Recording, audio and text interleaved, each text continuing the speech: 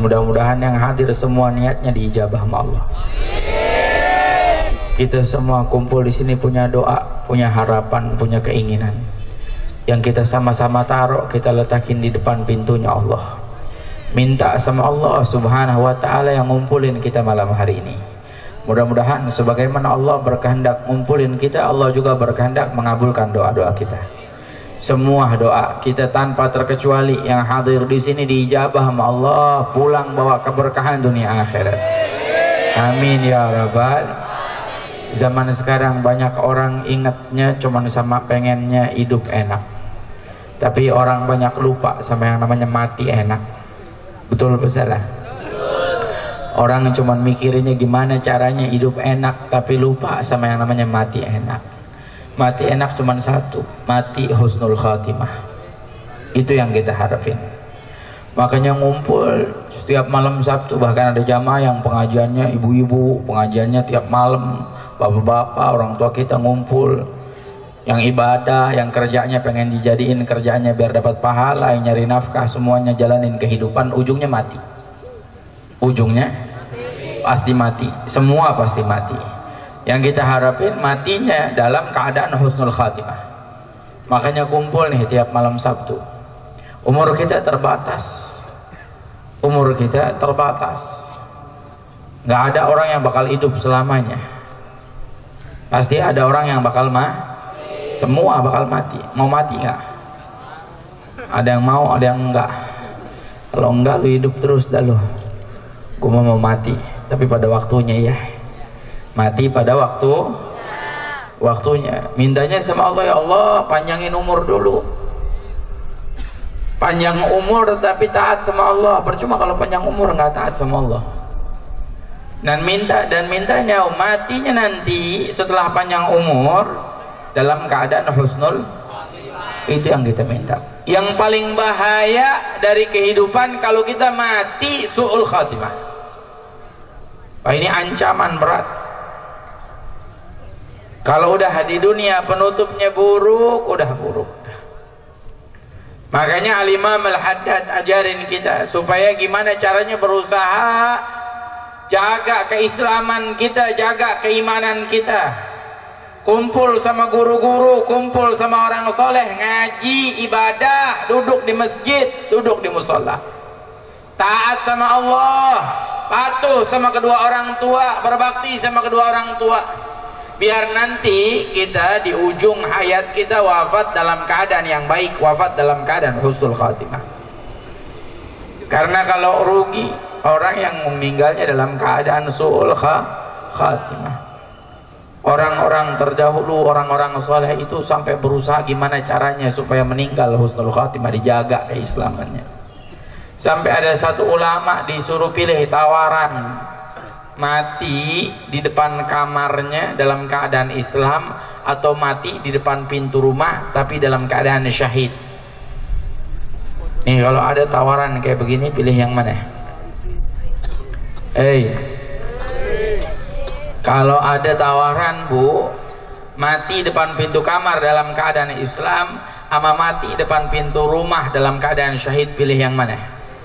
Kalau saya ngikutin orang soleh, milihnya depan kamar dalam keadaan Islam. Kenapa? Karena kita nggak pernah tahu antara keluar dari pintu kamar sampai ke depan pintu rumah, apa kita masih bisa berpikir tentang keimanan. Mungkin datang bisikan syaitan, bisikin nama syaitan, iman kita bisa berubah, bisa waliyadzubillah meninggal depan pintu su'ul khatimah. Artinya apa? Allah udah kasih meninggal dalam keadaan Islam, ya pengen dulu Islam. Saking seperti itunya mereka para ulama takut sama yang namanya meninggal dalam keadaan su'ul khatimah. Makanya hati-hati, jangan sampai kita jadikan kehidupan kita lalai dari Allah, jauh dari Allah, waliyadzubillah, pas tepat lagi jauh dari Allah, pas tepat lagi bermaksiat, pas tepat lagi tidak ibadah, di situ Allah ambil nyawa kita, meninggal dalam keadaan su'ul khatimah. Makanya ulama ajarin ada tanda-tandanya orang kalau di dunia bakal meninggalnya su'ul khatimah. Biar kita tahu nih, biar kita jauhin. Siapa di antaranya? Yang pertama, orang yang lalai sholat 5 waktu. at-tahawunu bis salatil mafruḍah. Orang-orang yang mengabaikan salat 5 waktu, lalai salat 5 waktu, ini orang-orang yang bakal meninggal dalam keadaan su'ul khatimah waliyadzubillah. Makanya jangan sampai ada di antara kita yang lalai dengan salat 5 waktu, meninggalkan salat 5 waktu. Jaga diri kita supaya meninggal dalam keadaan Islam, iman, salat 5 waktu jangan sampai kita tinggalkan. Salat 5 waktu kita tercatat di hadapan Allah. Sampai Nabi bilang yang pertama nanti diperhitungkan di hadapan Allah di hari kiamat salatnya dulu. Di dunia udah dikasih gambaran sama Rasulullah. Mana dari hadisnya di dunia juga, mau kita kehidupan kita baik dilihat salatnya dulu. Mau amal ibadah yang lainnya diterima sama Allah bagus dilihat salatnya dulu. Idza saluhatus shalah saluhat sairu amali wa idza fasadatus shalah fasada sairu amali. Kalau salatnya udah bagus, benar, baik, maka semua amalnya bakal tapi kalau salatnya udah kacau, udah hancur, udah bolong-bolong, semua amalnya juga hancur, rusak semua amalnya. Makanya jangan sampai kita ninggalin salat. Karena Nabi SAW sampai sebutin, man taraka shalah kutiba ismahu ala babi jahannam fulan ibn fulan. Orang yang ninggalin salat 1 kali, kata Rasulullah, ditulis namanya di atas pintu neraka, fulan ibn fulan. Bukan cuma namanya, nama bapaknya juga ditulis. Nama bapak kita di bawah-bawah gara-gara kita nggak laksanain gara-gara ninggalin salat ditulis. Sebagian ulama sampai bilang itu nama nggak bakal dihapus sampai kita bayar, kita ganti salat. Bayarnya gimana? Bukan pakai duit bayarnya, pakai salat juga, qadha. Kita yang bermadhabkan al-Imam Syafi'i kita qadha. Makanya jangan sampai lalai sama yang namanya salat. Sampai pernah ada suatu orang rumahnya kebakaran. Ini rumahnya orang ahli sholat, yang di dalam rumah semuanya ahlinya sholat. Udah sholat nggak pernah ada yang ditinggalin, satu keluarga. Tapi Allah kasih ujian, rumahnya kebakaran. Bingung dia. Rapih kebakaran, dia nggak ngurusin barangnya, nggak ngurusin lemarinya, nggak ngurusin uangnya, nggak ngurusin hartanya. Yang diurusin apa? Dikumpulin keluarganya, anaknya, istrinya, semua dikumpulin. Dia tanya satu-satu, ini siapa yang hari ini nggak sholat subuh, katanya. Sampai Allah kasih musibah rumah kita kebakaran. Jadi dia berpikir rumahnya kebakaran, musibah dari Allah karena ada di antara keluarganya yang ninggalin sholat. Tanya istrinya, kamu sholat subuh nggak? Sholat, ayah. Tanya anak-anaknya satu-satu, sholat nggak? Sholat nggak? Sholat nggak? Dijawab semuanya sholat. Ini siapa nih yang nggak sholat? Ternyata pas lihat-lihat pembantunya nggak ada. Coba panggilin pembantu, dipanggil pembantu, nggak banyak ngomong, langsung ditanya, kamu sholat subuh nggak? Dijawab sama pembantunya, enggak.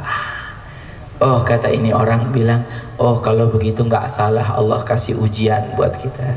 Karena di tengah rumah kita ada orang yang ninggalin sholat. Itu di dunia, belum di akhirat. Dan salah satu tandanya meninggal dalam keadaan sul khatimah waliyadzubillah. Di antaranya juga orang yang tahawun aniz zakah, orang yang melalaikan zakat, punya harta wajib zakat tapi dia nggak ngeluarin zakat, bakal meninggal dalam keadaan su'ul. Yang ketiga di antaranya orang yang demen maksiat. Al-mar'u mata ala ma 'asha alaih. Seseorang bakal meninggal bagaimana kehidupannya. Kalau dulu di kehidupannya maksiatnya rajin, dosanya rajin, ngelakuin hal yang dilarang oleh Allah rajin, waliyadzubillah, hati-hati meninggal dalam keadaan seperti itu. Tapi alhamdulillah Allah kasih kita rajin ke pengajian, mudah-mudahan kita meninggal di pengajian. Amin ya rabbal. Kalau saya sih minta sama Allah lagi ceramah gitu, lagi ngapain meninggal gitu ya. Ya kan enak. Ya daripada orang lagi di jalan lagi mabok meninggal, enak apa enggak? Oh iya, lu digetok sama malaikat lo ntar lo. Ya kan kita pengennya meninggal lagi sujud, meninggal lagi ngaji Quran, enak nggak begitu? Meninggal lagi baca sholawat, meninggal lagi kibarin bendera, lagi ngaji, baca sholawat. Jangan kibarin bendera doang, baca sholawat bareng. Kibarin begini-begini doang. Salawat kagak loh. Jangan.